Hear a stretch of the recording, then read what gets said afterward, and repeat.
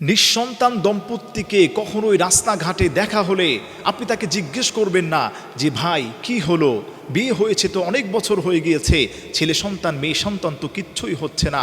এভাবে করে যদি আপনি কখনো কাউকে তুচ্ছ করেন, তাচ্ছিল্য করেন, একজন নিঃসন্তান দম্পতি সেই কষ্ট পাবে, তার হৃদয়ে গিয়ে কষ্টটা লেগে যাবে। তার কারণ হলো নিঃসন্তান দম্পতি কী পরিমাণে স্ট্রাগল করে তাদের জীবনে, এটা তাদের জায়গায় না দাঁড়ালে কখনোই আপনি বুঝতে পারবেন না।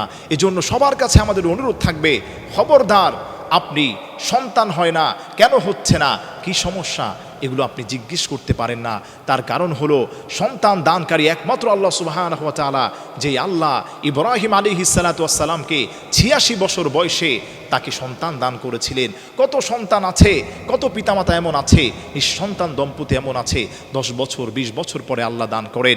অতএব আপনি যদি আল্লাহর বিরুদ্ধে চলে যান, আপনি যদি আল্লাহর যেই ফায়সালা আছে এই ফায়সালার বিরুদ্ধে গিয়ে নিঃসন্তান দম্পতিকে যদি আপনি প্রশ্ন করেন, তাদেরকে যদি আপনি বিভিন্ন ধরনের অপমান করতে চান, এতে তারাও তো নারাজ হবে, আল্লাহ তাআলাও আপনার উপর নারাজ হয়ে যাবেন। খবরদার নিঃসন্তান দম্পতি দেখলে এই সমস্ত কথা উচ্চারণ করবেন না, আপনি তাদের জন্য দোয়া করবেন আল্লাহ যাতে করে ওই নিঃসন্তান দম্পতিকে নেককার পরহেজগার সন্তান দান করেন।